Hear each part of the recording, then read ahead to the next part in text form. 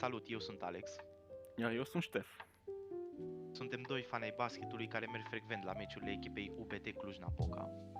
De fiecare dată când ne vedem, ajungem inevitabil să vorbim despre basket, despre echipa Clujului, despre competițiile europene și despre atmosfera din sală. Așa că ne-am gândit să transformăm aceste discuții în ceva mai mare, un podcast. Vrem astfel să contribuim la promovarea basketului și să împărtășim pasiunea noastră din perspectiva unor simpli suporteri. Bine ați venit la ECO-U, Podcastul fanilor UBT Cluj-Napoca. În episodul ăsta o să vorbim despre meciul care a avut loc în etapa a 6-a din ABA League între echipa locală UBT Cluj-Napoca și echipa din Serbia Borac Čačak. Și o să vorbim în principiu despre meci, diferite păreri pe care le-am avut, ce lucruri negative, ce lucruri pozitive au existat, jucătorii care au ieșit în evidență și la final tragem niște concluzii. Da, așa, overall meciul mi s-a părut, după cum au arătat și scorul final, 97-76, diferență destul de mare, a fost un meci interesant de observat din tribune. Am cam dominat în toate categoriile statistici din ce am văzut și mi-a plăcut. Meciul a început în forță, primul sfert știu că a început destul de tare. Știu că a fost fain să văd că antrenorul adversarilor a cerut un timeout, cred că era 8 minutul 8:40, ceva de genul, trecuse mai aproape 2 minute și deja ceruse timeout. Acolo am zis că e clar că au început cam tare băieții. Da, băi, s-a început cu un run practic de 8-0 la un moment dat și a făcut la un moment dat, dacă nu mă înșel, 19-8 pentru noi, deși pe final au avut și ei un run și s-au apropiat destul de mult. Ce e important de știut este că am jucat fără ambii point guards, și fără Molinar și fără Russell. Deci practic fără 3 jucători principali, cu Taylor. Da, și a absentat și Taylor. A spus Silva la conferința de presă după meci faptul că Molinar a avut ceva probleme cu spatele, Taylor după meciul cu Ljubljana a avut contuzia aia la nas când a fost lovit și Fats, Russell a făcut 2 întorse și practic n-a vrut să forțeze niciunul dintre cei 3 jucători. Da, a întors la antrenament sau nu știu cum a zis, nu? Da, și Iverson, primul sfert a fost a început tare, mi se pare că U de obicei începe destul de bine meciurile, dar ulterior scade din durație și s-a văzut asta, au fost doar 4 puncte diferență după primul sfert. Și sfertul 2 surprinzător, de obicei sfertul 3 e ăla mai slab, dar aici sfertul 2 a fost cel mai slab și cu cel mai puține puncte marcate de ambele echipe. A fost un sfert mai fragmentat, mai multe schimbări la conducere, egalitate. Da, și mie s-a părut sfertul 2 a început, nu știu care a fost acolo. Bine, acum nu sunt eu genul care tot timpul să caut, să dau vina pe arbitrii. Au fost și niște decizii mai ciudate, dar în general, din ce am văzut așa, adversarii au fost mai agresivi, s-au apărat mai bine, dar și, nu știu, și noi am avut multe greșeli. Asta mi se pare că e o problemă recurentă la noi în echipă, multe pierderi de posesie și așa, nu știu, lipsa de efort. Au fost câteva instanțe unde pe partea de recuperare jucătorii efectiv rămâneau pe loc, făceau box-out-ul, dar mingea sărea de pe inel sau ceva, dar nu mai sărea după ea, efectiv, se focusau strict pe omul lor. Și am mai reușit așa să recuperez câteva adversare, dar în ciuda acestui fapt, totuși i-am dominat la recuperări. Am văzut că am avut vreo 43 de recuperări contra 28 de recuperări pentru ei. Da, partea de box-out și mie mi s-a părut o problemă în meciul ăsta. Și la toți 3 pivoți am observat, cel puțin o dată, faptul că nu s-a făcut box-out, inclusiv la libere, când aruncau ei la libere, inclusiv în timpul jocului, la o aruncare normală din acțiune, nu s-a făcut, am văzut și la Miletic, deși foarte rar, Miletic mi se pare că face foarte bine box-out-ul. Și, mă rog, cel mai flagrant cred că a fost la aruncarea liberă, în momentul în care n-a făcut nimeni box-out și o recuperat singur el, era în spațiu de 3 secunde jucătorul advers și a marcat 2 puncte foarte ușoare pe ratarea de la libere. A fost, pe moment nici mi-am dat seama, a fost foarte fulgerător. Mi-am dat seama ce s-a întâmplat, abia după mi-am dat seama. De atunci l-am văzut și pe Silva, cum s-a manifestat pe margine. Da, s-a prins puțin. Este de înțeles pentru că cred că au fost minim 3-4 faze în care box-out-ul nu s-a făcut corect și nu s-a reușit recuperarea. Te costă, asta te costă, știi cum, un punct, o recuperare acolo, 1-2, se adună și la final când tragi linia iese diferența. Exact. Dar da, până la pauză nu a fost un meci foarte, foarte strălucit. Dar în principiu am dominat și atunci pe final de culmea că am picat și în sfertul 1 și în sfertul 2 pe final de sfert, undeva, aș zice, minutul cu un minut jumate, 2 înainte de finalul primei reprize, înainte de finalul sfertului 2, am căzut din nou, am avut la un moment dat 9 puncte și am avut un run de 7-0, n-am mai marcat deloc și a fost diferență doar de o posesie. Și la finalul sfertului 2, dacă mai ții minte, au avut ultimul atac cei de la Boraț și a fost capacul lui Cric, altfel era egalitate la pauză. Dar per total o repriză agreabilă, aș putea spune. Da, Nu cea mai bună făcută de U. Nu, dar ce m-am gândit eu, s-ar putea să fie o cauză, cum zici tu, căderea asta pe finalul de sferturi. În meciul ăsta, conducătorul principal de joc a fost Woodbury, care, nu știu, după părerea mea mi s-a părut că s-a descurcat super ok. Chiar dacă au avut 4 turnover-uri, dar chiar foarte ok s-a descurcat. Mi-a făcut o impresie bună, dar cred că s-a văzut, era pe final de sfert, s-a văzut că era obosit. Nu e ușor să conduci mingea, să pasezi, să distribui.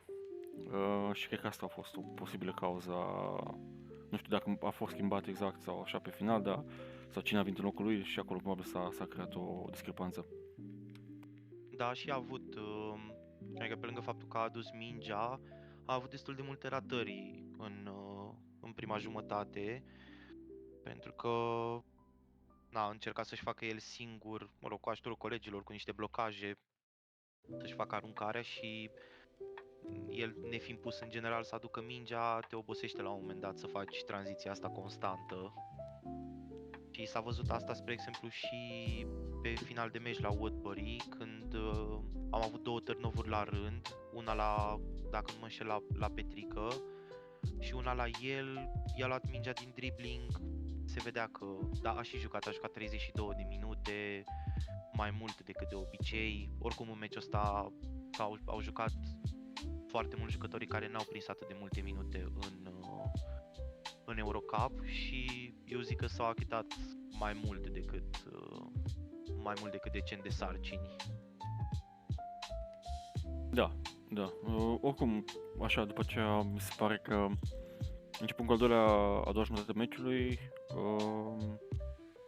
au început așa agresivi adversarii, cei de la Boraț, dar la un moment dat s-a produs acolo ruptura și am început să ne distanțăm destul de clar față de ei.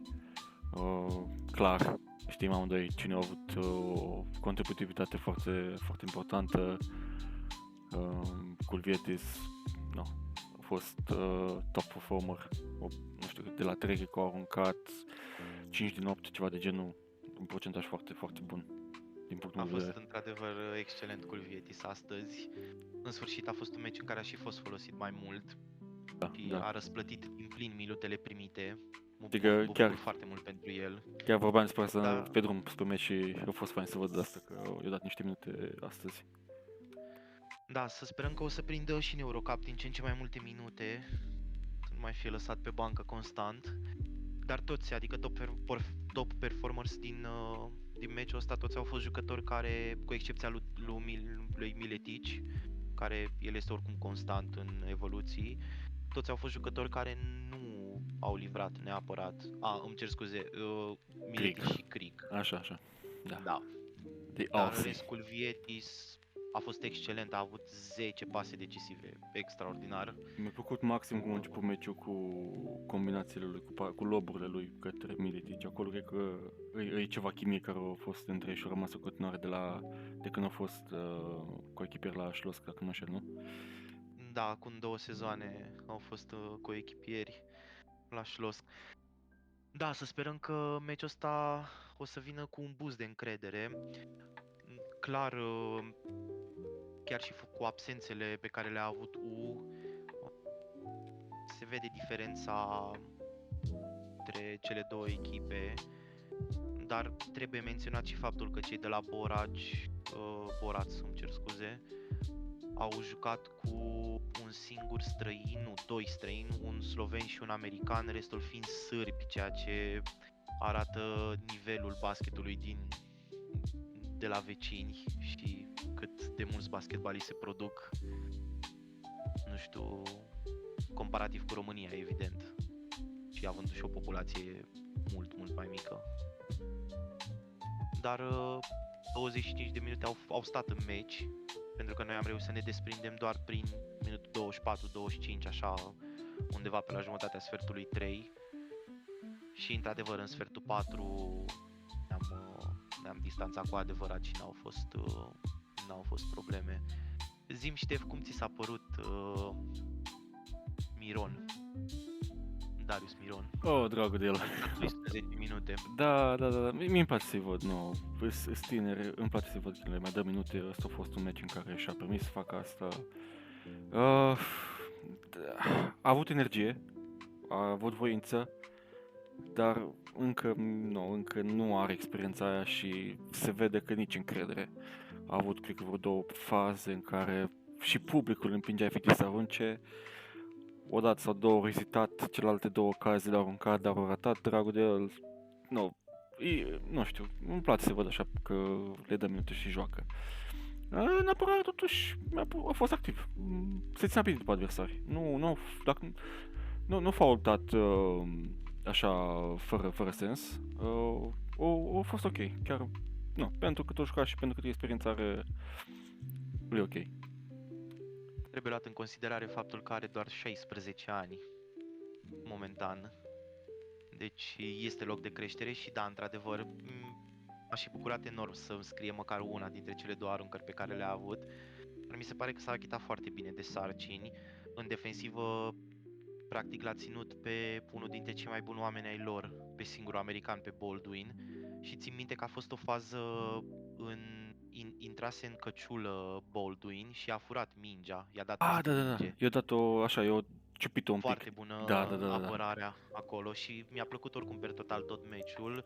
Sper să-l mai văd, sper să mai primească minute și sincer nu numai el, și Petric, deși a jucat, 3 minute astăzi, nu pot să spun nimic despre el. Dar Miron, dacă și marca o triplă, era excelent. Dar chiar și așa, bun. Da, la 16 ani e loc de creștere. Mie îmi place și să văd așa publicul cum îi se ține pe tinerii ăștia când intră pe teren. Îmi place să văd. Mie îmi place asta. Da. Asta mai este o chestie ce am observat așa în timpul meciului. Mi s-a părut că în prima parte meciului, poate chiar primele 3 sferturi, noi am stat mai slab cu faulturile, adică adversarii ne forțaseră pe noi să comitem mai multe faulturi. Noi n-am ajuns așa de mult la libere comparativ cu ei. Și la un moment dat am văzut că am început și noi să fim mai agresivi, am început să obținem faulturile și cred că și asta ne-a ajutat mult, toate că ok, am stat mai bine astăzi față de alte meciuri de la libere, deși nici asta nu e chiar perfect, dar mai bine decât alte dată. Într-adevăr, în repriza a doua, în sfertul 3 și în sfertul 4, intensitatea a fost mai mare din partea noastră și s-a jucat și mai fizic. Atunci s-au scos și cele mai multe faulturi, într-adevăr. În primele 2 sferturi, dacă țin minte bine, în primul sfert și în al doilea am fost în bonus înaintea lor. Da, la faulturi. contează foarte mult, mi se pare, și ca antrenor să știi să te focusezi, de exemplu, pe jucători din echipa adversă care au probleme cu faulturi, să știi măcar să le limitezi impactul asupra jocului, știi, dacă îi forțezi să facă faulturi și atunci te scoți repede din joc, să se bazeze pe alți jucători, mai puțin experiență sau ceva de genul ăsta, e foarte important să știi să-i izolezi așa. De acord. Hai să-ți mai arunc un jucător. Ce părere ai despre Richard?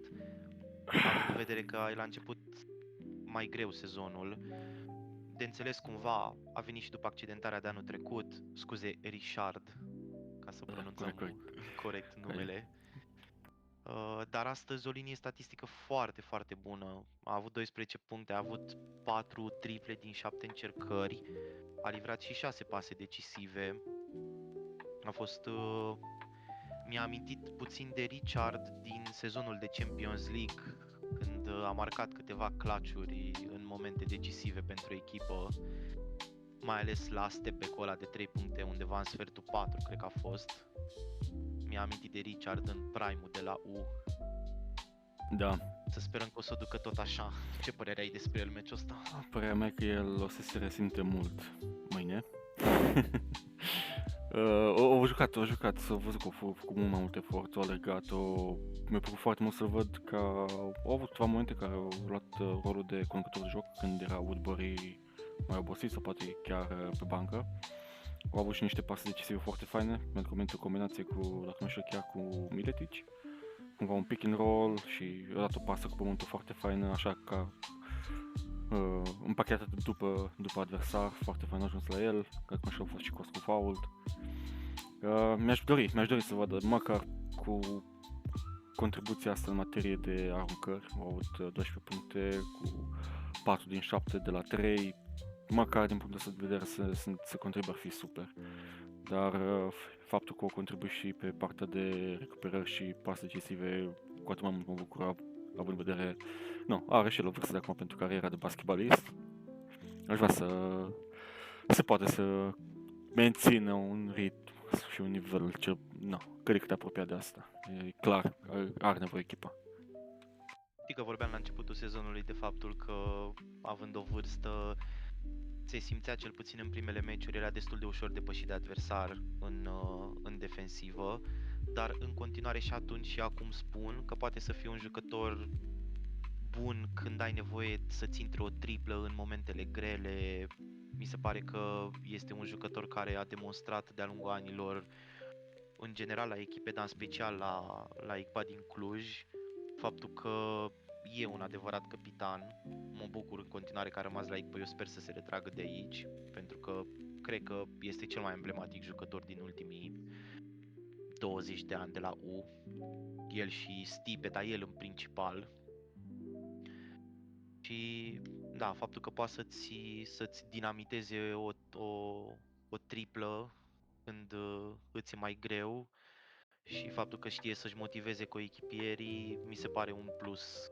Și iar legat de ca paranteză ce ziceai de Dușan, de Miletici, mi se pare ușor să faci și să te simți bine cu el pe teren. Este un pivot foarte mobil, e foarte ușor să faci și un du-te vino, un bloc ieșire cu el, după aia să-i pasezi rapid, pentru că se mișcă repede. Am văzut un comentariu foarte fain. E sus pentru el. Am văzut un comentariu foarte fain, relativ recent, cred că pe un grup de Facebook al fanilor de la U. Zicea cineva că ăsta e ca Miletici, ca un copil al lui Stipe și al lui Cățe. Și are sens într-un fel, dar se mișcă mult mai bine. Și nu știu, mie mi se pare că are și un IQ de basket foarte bun. Am văzut și astăzi niște pase și blocaje foarte bune pe care le făcea cu echipa. Și îmi place că el e elementul ăla de consistență, gen meci de meci, el îți livrează puncte, îți livrează recuperări și se poate baja echipa pe el. Sper atât el, dar și restul echipei, asta îmi doresc, și la noi și la adversar să nu se accenteze nimeni, să fie sănătoși, toți să joace din punct de vedere fizic și psihic la capacitate maximă. Total de acord, vreau să văd basket de calitate, nu vreau să, indiferent de adversar sau dacă e vorba de jocul nostru, chiar și dacă pierde echipa atâta timp cât s-a dat tot ce se putea și a fost un basket de calitate, nu pot să mă supăr. Da, nu. Și legat de ce ziceai cu Miletic și cu Constanța, dacă mă pui să aleg, Miletic și Cric pentru mine sunt jucătorii cei mai constanți în momentul ăsta pe care m-aș putea baza la echipă. Da, cred că ăștia ar fi și pentru mine. Mă rog, poți să pui și Russell și Iverson, chiar dacă nu, poate au o zi mai proastă, dar tot îți bagă măcar 10 puncte în fiecare. Așa este. Asta e altă poveste, vedem cum o să fie în următoarele meciuri. Așa, pentru mine, de exemplu, Woodbury în wildcard și mi-a plăcut de când l-am văzut sezonul trecut împotriva noastră în meciuri. Chiar m-am gândit la el că ar fi fost o opțiune bună să-l aducă și mă bucur că l-a adus. Ce m-a impresionat a fost, cred că 2 postere asupra lui Zach Hankins. Da. Și, nu știu, și la noi acum când am jucat, mie îmi plac așa jucătorii să fie, dacă să apărători, guards, să zic așa, dar să știe să se apere, să țină de jucători adversari, să știe să ocolească un blocaj, să știe măcar să încurce oponentul. Și el mi se pare că știe să facă asta, e bine pe picioare, se mișcă bine, rapid, e atletic, l-am văzut și la încălziri, l-am văzut și în timpul meciurilor, când își intră în ritm, aruncă bine și pe partea de pătrundere aruncă bine și de la 3. Și astăzi, ca un conducător de joc teoretic, a 3 opțiuni de conducător de joc, pentru că primii 2 au fost odihniți, au fost pe bancă. Mie mi s-a părut că a făcut o treabă foarte bună. Ok, au avut 4 pierderi de posesie, ca turnovers, dar în același timp mie mi se pare că au jucat cu încredere, gen, au driblat bine, nu au avut așa, cum să zic, niște greșeli foarte evidente, dar mi-a plăcut. Cu pătrunderi puternice, cu foul chiar, mi-a plăcut. Sper să joace cu, dar să dea minute de joc. Aș mai adăuga la Woodbury și aruncarea de la semidistanță pe care și-o face singur în momentul în care driblează și intră în adversar și încearcă oarecum să pătrundă, dar stop shoot-ul lui mi se pare că dacă prinde o zi cel puțin decentă, îți ratează foarte rar acele stop shoot-uri combinate cu fadeaways. Da, și se bagă cumva ușor cu umărul în adversar. Da. Și se oprește bine pe picioare, adică stop shoot-ul e clar, nu se dezechilibrează, își găsește foarte bine poziția. Și pentru mine Woodbury este jokerul de sezonul ăsta. Este jucătorul pe care probabil mulți îl consideră ca fiind underrated, dar are foarte mult potențial. Îmi place mult de el și mie îmi place mult de el. Ce părere ai în schimb despre faptul că am avut probabil meciul cu cele mai multe asisturi fără 2 conducători de joc, fără principalii conducători de joc din echipă? Și Silva, la conferința de presă, a subliniat în glumă, poate mai în glumă, mai în serios, acest fapt. Da. S-a mișcat bine mingea meciul acesta. Ok, trebuie să țin și de adversar, într-adevăr. Pentru că, într-adevăr, Boraț nu este nici Olimpia Ljubljana, nu este nici Hapoel, Ierusalim, dar, totuși, fără să joci fără 2 conducători de joc și să ai 31 de asisturi, foarte, foarte bun meciul pe partea asta de sport, ca sport de echipă. Chiar au fost o echipă meciul ăsta. Da, deci asta cred că am apreciat cel mai mult. M-a impresionat și mie foarte plăcut și în același timp mi-a pus în întrebare. Stai și te gândești când vezi că joacă ceilalți 2, când joacă Russell sau Iverson și vezi că multe din acțiuni se bazează pe ISO, pe pick and roll simplist, fără niciun fel de schemă de joc, mulți jucători statici, pătrunderi individuale. Stai și te gândești de ce nu merge. E vina antrenorului, e vina echipei, e vina jucătorilor. Din ce am văzut azi, pare să fie mai mult ceva legat de controlul de joc din cauza. nu știu, poate stilul lor de joc le place așa mai mult ISO și poate le permite și Silva, habar n-am. Dar mi-a plăcut. Ce am văzut astăzi e un stil de joc care mi-a plăcut, foarte multe pase, mingea circula superb, pase gen din exterior, din interior, în exterior, iarăși la omul liber sau mai bine plasat. Mi-a plăcut mult să văd asta și așa să se ajute oamenii între ei cu blocaje, foarte, foarte mult mi-a plăcut. Nu, și mie așa, mi-a dat încredere, să zic așa, în capacitatea echipei. Sper să învețe din asta și Iverson și cu Russell Da. din ce-au văzut astăzi.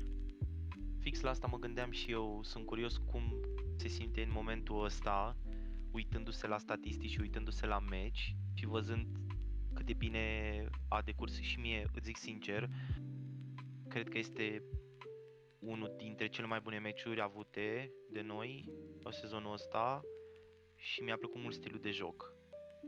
Faptul că fiecare a tras pentru o echipă, nu pentru statistici individuale.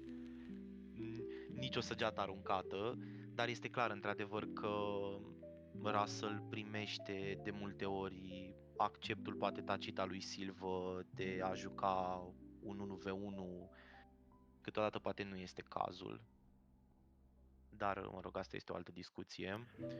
Da, asta schimbă, mi se pare că întrebarea asta care am început acum e o întrebare care aș vrea să o adresăm și la celor care ne ascultă, să ne lase în comentarii sau în postare ce părere au legat de faptul că mingea au circulat mai bine fără conducătorii noștri de joc principal, cei doi. Iverson Molinov și Darren Russell. Lăsați în comentarii ce părere aveți despre asta. Așa ca paranteză, auzeam și la meciul cu slovenii din Eurocup oamenii în jurul meu comentând de faptul că Russell scurtează foarte, foarte mult atacurile, mai sunt 18-16 secunde și forțează aruncări de 3, forțează pătrunderi, nu scoate faulturi mereu, câteodată chiar este sancționat pentru că mimează faulturi, să zic așa. Și aud în jurul meu fani care sunt nemulțumiți de stilul ăsta de joc. Cumva pot să înțeleg, dar este o discuție pentru altă dată. Pe final, așa, Ștef, aspecte negative, ce ți s-a părut totuși, nu știu, ți s-a părut că ceva n-a mers, poate ceva ce ți s-a părut... Un aspect negativ e că cred că am uitat de Guzman. Am vorbit despre Guzman? N-am vorbit despre Karel, care a avut probabil cel mai bun meci al lui din sezonul ăsta.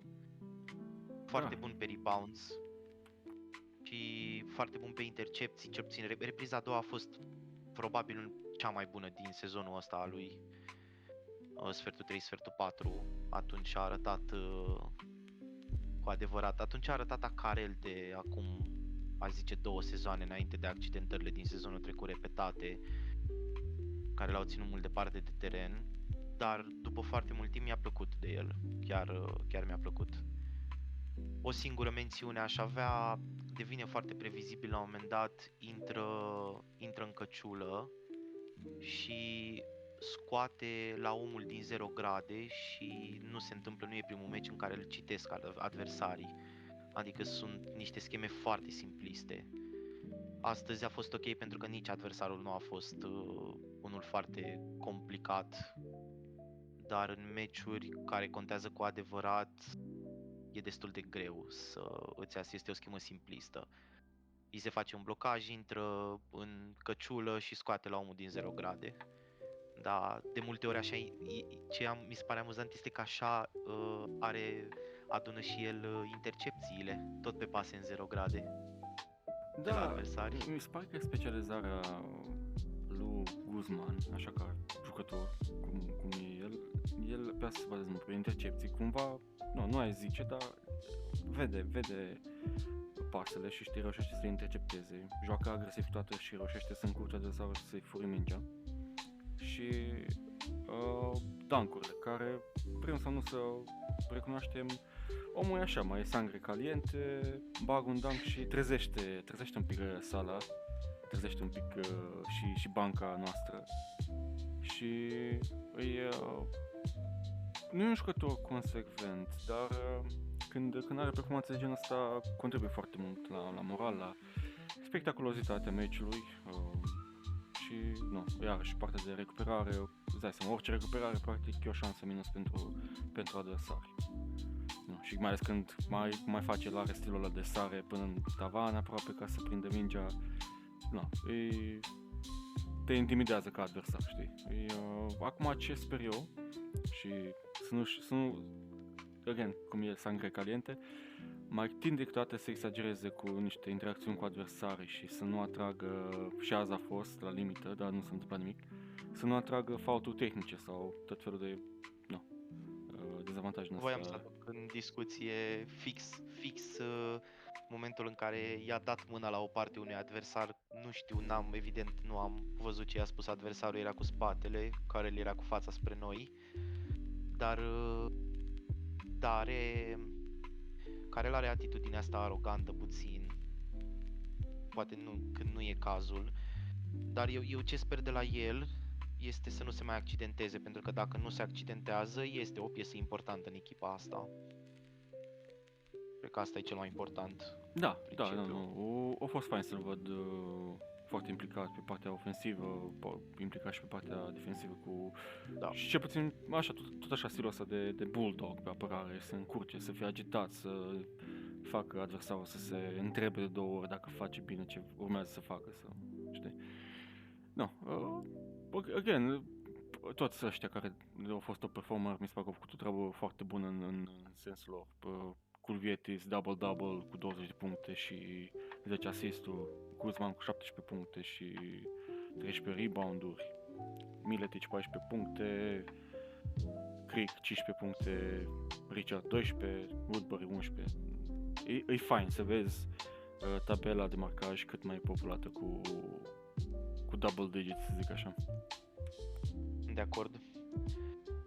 Acum, așa, pe partea de negative, nu știu, dacă vrei poți să încep eu, dacă nu poți să încep tu, cum dorești. Te rog. Așa, ca o chestie, nu, mi se pare că sunt niște probleme recurente la noi în echipă și cred că principalele două sunt faptul că nu avem grijă de minge, mai ales așa în perioada aia de jumătatea meciului, jumătatea sfertului 2, a doua jumătate a sfertului 2 și prima jumătate a sfertului 3 și poate așa pe final de meci când poate e mai critic. Nu știm să avem grijă de mingi, ne grăbim, ori jucătorii nu sunt atenți, nu-l ajută poate pe conducător de joc să aducă mingea sus, ori adversarii reușesc să ne dejoace și fac pressing foarte bun, ori pase ușor de, cum ai zis tu, pase ușor de citit, sau au fost și câteva scheme și știi că am povestit despre asta și câteva scheme în care din repunere de pe margine tu dai mingea adversarului direct, asta e inscuzabil. Asta, da. Și a doua problemă... Da, zi, scuze. Scuză-mă, să sperăm că partea asta de repuneri s-a rezolvat și nu o să se mai întâmple, pentru că este într-adevăr problema. Ok, poți să înțeleg, ai turnovers de meci, de joc, se întâmplă, nu poți să fii focusat 100% mereu, dar din repunere de pe margine este destul de...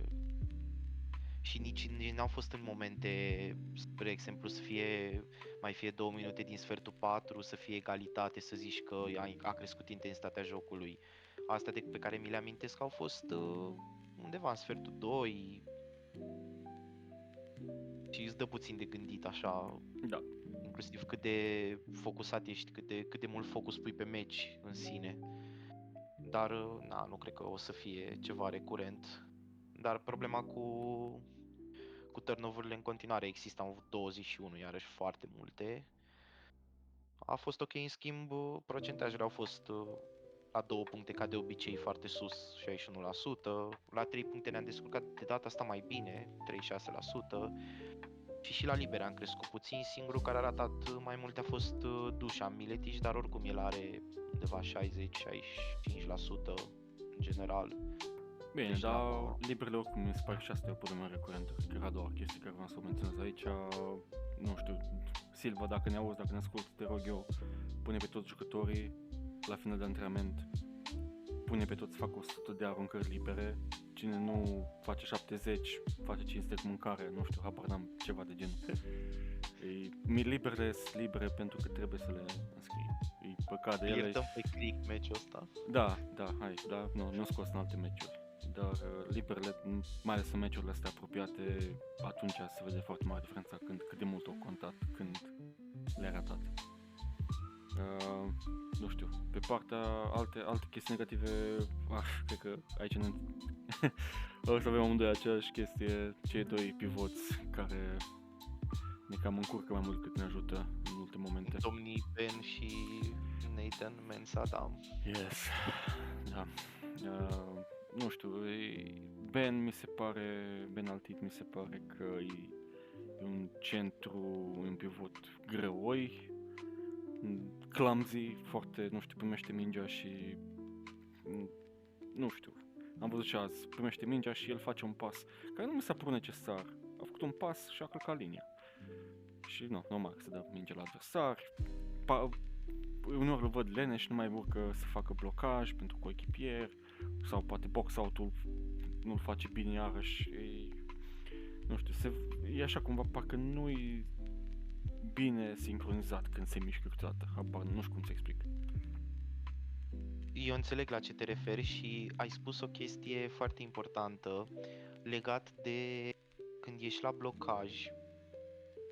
În momentul în care adversarul este în pressing și tu repui mingea în teren, conducătorul de joc preia mingea și îi vine celălalt conducător de joc să-l apere în jumătatea noastră de teren, deci n-am trecut încă jumătatea în jumătatea adversă și de obicei acolo îți vine centru sau power forward-ul să-ți facă un blocaj la conducătorul lor de joc ca să te elibereze de el, să poți să treci centrul terenului. Cine mi-a plăcut extraordinar de mult a fost Kulvietis. Foarte bune blocajele alea, foarte bune. Excelente blocajele. Față de Altit și Mensah, care amândoi, cel puțin Nathan, tinde să facă blocajul în mișcare, dar pentru că este foarte precipitat, deci el încearcă cumva să fie foarte rapid și în timp ce face blocajul și vrea să plece în același moment. Și asta creează niște situații de genul îți dă fault în atac, că el așa ia și multe faulturi, pe lângă faptul că pică de foarte multe ori la capcane. Dar asta, cum povesteam și înainte, poate e mai mult o chestie de încredere decât de skill basketbalistic. Da, la el. Nu știu, cred că Nathan, așa cumva o să joc, I'm gonna play the devil's advocate, zic așa, dar cred că e o chestie de psihic. Cred că vrea să livreze mai mult, știe că poate mai mult, dar nu se precipită, cred că, în mintea lui. Și atunci chestia asta îl face să se încurce pe teren și să nu gândească faza, de exemplu 6, să l-a băgat pe teren, cred că 2 secunde și deja a obținut primul fault, care nu așa, nu. Și o chestie care trebuie să mai corecteze, mai multe chestii. Primul, liberele la el, trebuie să le așa, al doilea box-out-ul, 3, să recuperezi mingea, că de multe ori au fost faze în alea în care recuperează mingea și o scapă din mână, nu înțeleg cum un om cu mâini, cred că sfiugi, că așa scapă mingea din mână.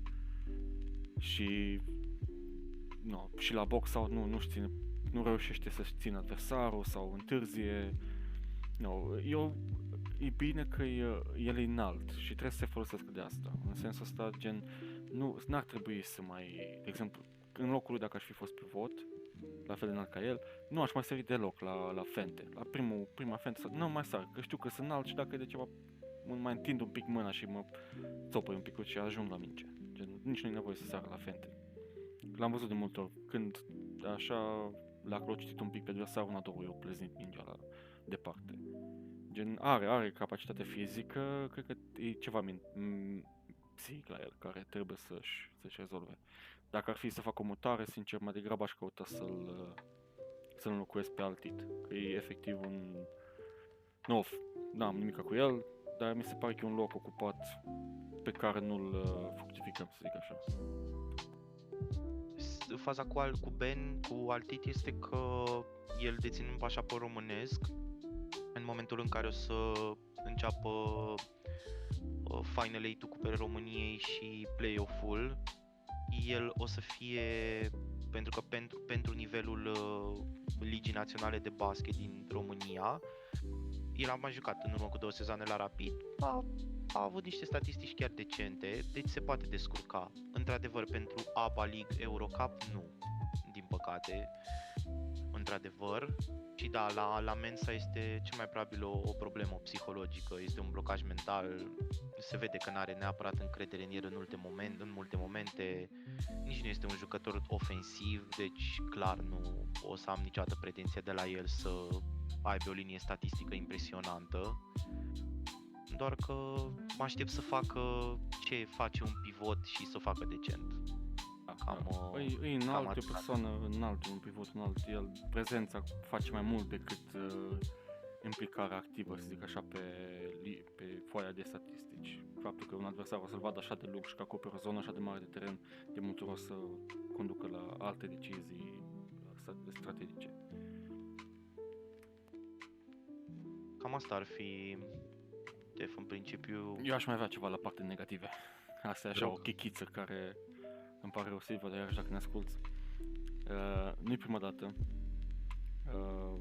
Apropo, Silvașan, 500 de meciuri, felicitări, tot mai multe.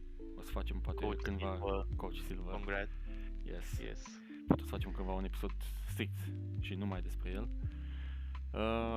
Ce nu-mi place la el, ca cere timeout și după ce cere timeout stă vreo 10-15 secunde, se scarpă în cap și pierde 15 secunde sau 10 secunde din timeout, care într-un minut sau nu știu cât durează timeout-ul, e timp mega prețios.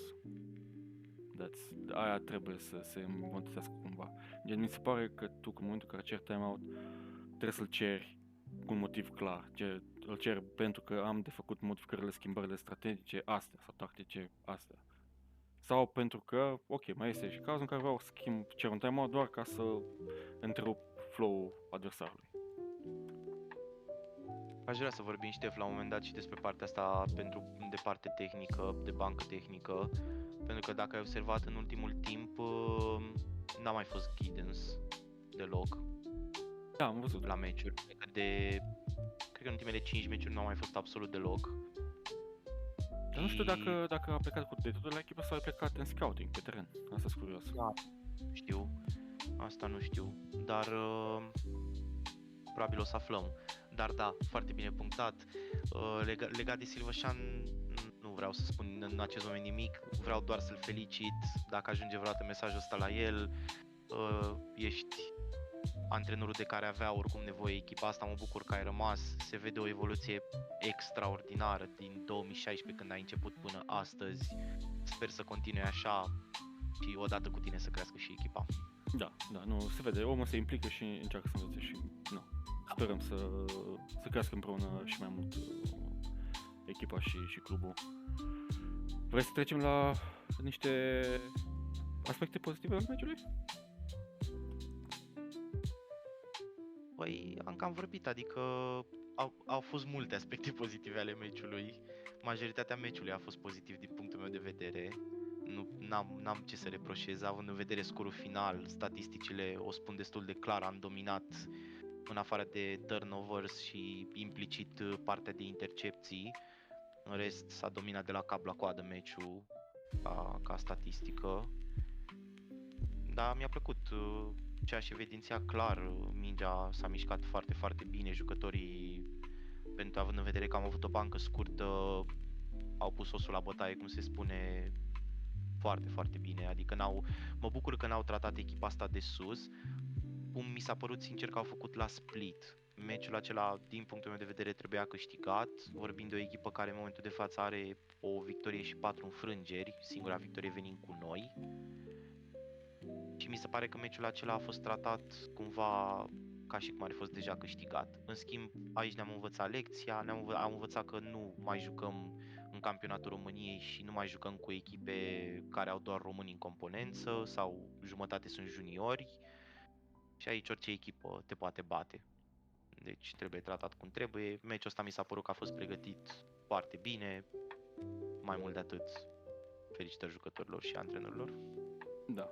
O altă chestie micuță pozitivă care aș vrea să mă aduc în discuție, cred că nu știu cât de mult s-a observat, dar mi-a plăcut să văd faptul că echipa Clujului a reușit să-i forțeze cumva pe adversari să își asume multe aruncări de dead zone, să zic așa, cum se spune la basket, zona dintre căciulă și coș, zona de aruncări libere. Și multe de acolo, din ce am văzut din aruncările adversarului, au fost tratate. Deci mare parte ce au aruncat și au intrat au fost strict de sub coș și câteva de la 3. În rest, multe mid-range și multe mid-range tratate. Asta e o chestie bună. Apărarea a fost foarte bună, știi, astăzi. Inclusiv am ținut jucătorul lor, cel mai bun jucător al lor, l-am ținut la 7 din 16 aruncări de la 2 puncte și 0 din 3. Deci un 7 din 19. Și având în vedere și banca scurtă, clar unii jucători au depus mai mult efort decât alții pentru că au și jucat mai mult, au fost nevoiți să joace mai mult.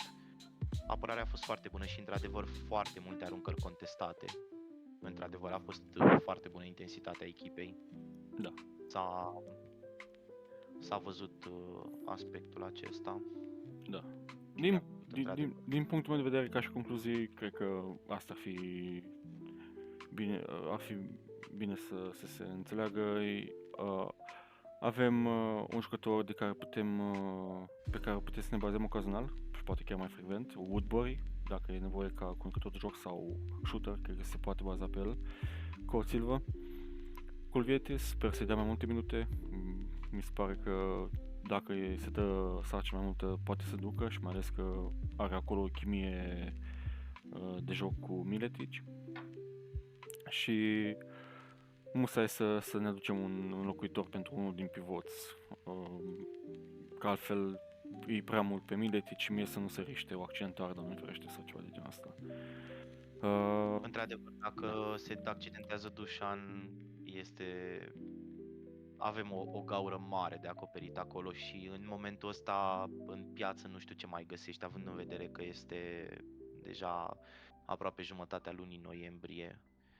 Ar fi foarte greu de înlocuit Miletic, dar poți să spui asta și legat de meciul din Eurocup, ultimul cu Olimpia Ljubljana, în care a ieșit foarte repede pe 5 și s-a văzut. Pe 5 faulturi. Bine, el a ieșit în sfertul 4, dar el sfertul 3 și jumătate din sfertul 4 nu l-a jucat deloc pentru că avea deja 4 faulturi. Ok, nu intrăm în discuția asta cu arbitrajul de la meciul ăla. S-a fluierat foarte, foarte mult și de o parte și de alta s-a fluierat. A fost foarte fragmentat meciul. S-au aruncat aproape 70 de libere, meciul acela a fost incredibil. Dar da, am jucat 20 de minute cu Nathan Mensah și cred că doar vreo 17 cu Miletic în meciul ăla. 14 minute a jucat Miletic în meciul cu Olimpia Ljubljana. Da. Păcate. Da, din păcate ar fi fost bine să ne poate oferi mai mult. Da, era altfel în teren, într-adevăr. Da. Era clar o diferență. Da. Guys, mulțumim mult că ne ascultați. Chef, dacă mai ai tu ceva de adăugat. Da, nu. Ne bucurăm să prezentăm proiectul ăsta către voi. Ne bucurăm pentru Silvașan, pentru meciul cu numărul 500. O să facem cândva un episod și despre el. Orice comentarii, dacă aveți idei de topicuri, ne avem deja o listă, dar știi cum, trebuie să vedem și ce își dorește lumea, să mai audă, să mai discute. Lăsați comentarii, întrebări, păreri, orice vreți, ne găsiți pe YouTube, ne găsiți pe Instagram în format short, ne găsiți pe Spotify și da, lăsați-mi părere. Cred că întrebarea de astăzi ar fi: care părerea voastră legat de faptul că echipa în meciul de astăzi s-a descurcat foarte bine în materie de distribuția mingii? Ce părere aveți? Lăsați-ne în comentarii și povestim. Haideu! Haideu! Ciao! Da, nu, mi-a plăcut foarte mult. O mers bine așa discuția, relaxați, chiar Nu, abia aștept să văd și cum o să Yep. fie... Abia aștept să văd cum o să fie reacția de la comunitate, de la oameni, să văd cum o să... ce părere o să aibă. Dar da, asta cu casa de pariuri. Da, aș invita casele de pariuri. Nu vreau să avem la un moment dat sponsorizări de la păcănele. Da, și oricum evităm casa de pariuri. Da. Da, o să vreau să aducem puțin aminte și de chestia asta cu faptul că Mihai Silvășan a ajuns la al 500-lea meci Ah, da, ca da, da. tehnician pe banca lui U. Mhm. Și fun fact, Rică nu știa să zică rău rătușcă rămurică. Ce mă? O să fie interesant cum o să fiu eu bullied de oameni că se zărâit. 100%.